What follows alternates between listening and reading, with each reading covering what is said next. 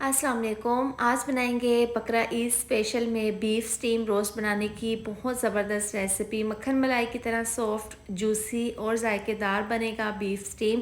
Perfect मिर्च मसालों के साथ कुछ ख़ास टिप्स एंड ट्रिक्स के साथ मैं आपको बनाना सिखाऊंगी। घर पर दावत हो या फिर गेस्ट आए हों, आप ये रेसिपी बनाकर मेहमानों को दें, बहुत ज़बरदस्त बनती है।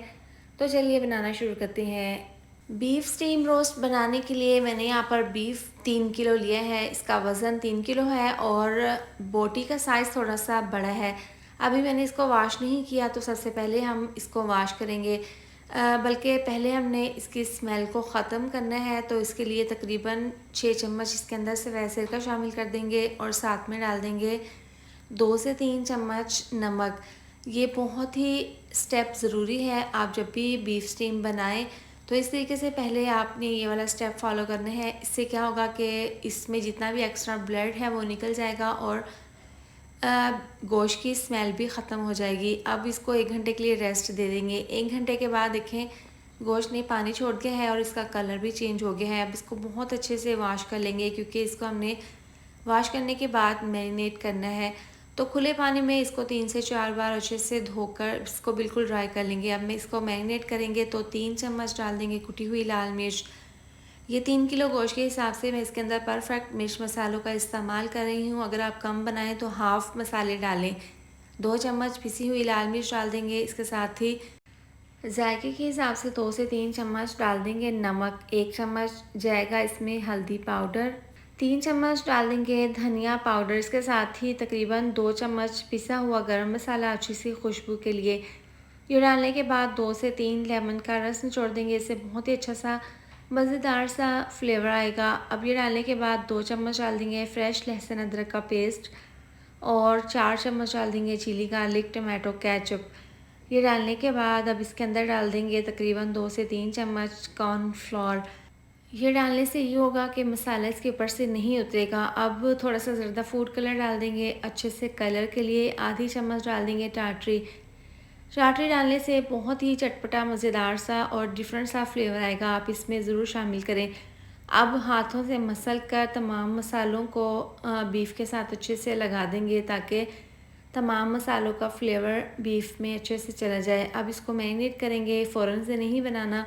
आपने इसको रेस्ट देना है। आप इसको पूरी रात के लिए भी रख सकते हैं, लेकिन इसको मैंने 6 घंटे के लिए रेस्ट के लिए रखना है। अब इसको बाउल में डाल देंगे और इसको कवर करके पूरे 6 घंटे के लिए रेस्ट के लिए रखेंगे, ताकि तमाम मसालों का ज़बरदस्त सा फ्लेवर बीफ में आ जाए। अब इसको साइडों पे आपको पानी नज़र आ रहा है, ये गोश्त का पानी है। अब इन पीसेस को हमने फ्राई करना है, तो पैन में ऑयल को डालकर गरम कर लेंगे। अब जैसे ही ऑयल गरम होगा तो तकरीबन 3 से 4 पीसेस डाल देंगे। यहाँ पर देखें बड़े साइज़ के ही पीसेस हैं बीफ स्टीम बनाने के लिए। एक साइड से जब कलर आ जाएगा तो साइड को चेंज कर देंगे और दूसरी साइड से भी इसी तरह से इनको हम फ्राई कर लेंगे। तो तमाम पीसेस को इसी तरह से फ्राई कर लेंगे। जब इसके ऊपर गोल्डन सा इस तरीके से ज़बरदस्त सा कलर आ जाएगा तो निकाल लेंगे। बाकी के तमाम पीसेस इसी तरह से फ्राई कर लेंगे और फ्राई करने के बाद इनको हमने ठंडा कर लेना है।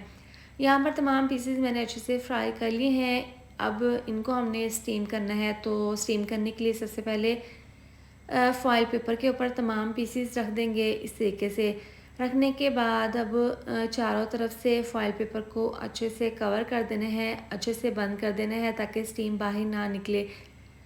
अब यहाँ पर देखें अच्छे से मैंने इसको बिल्कुल क्लोज़ कर दिया है, बंद कर दिया है। अब इसकी बैक साइड पर छुरी की मदद से हमने सुराख कर लेने हैं, ताकि जब स्टीम करें तो अंदर हल्की सी स्टीम जाए और बीफ स्टीम मक्खन मलाई की तरह सॉफ्ट बनकर तैयार हो जाए। तो इस तरह से सुराख करने के बाद यहाँ पर प्रेशर कुकर में स्टीमर रखेंगे और इसके अंदर तकरीबन 6 गिलास डाल देंगे पानी। पानी इतना डालें कि स्टीमर के नीचे तक पानी रहे।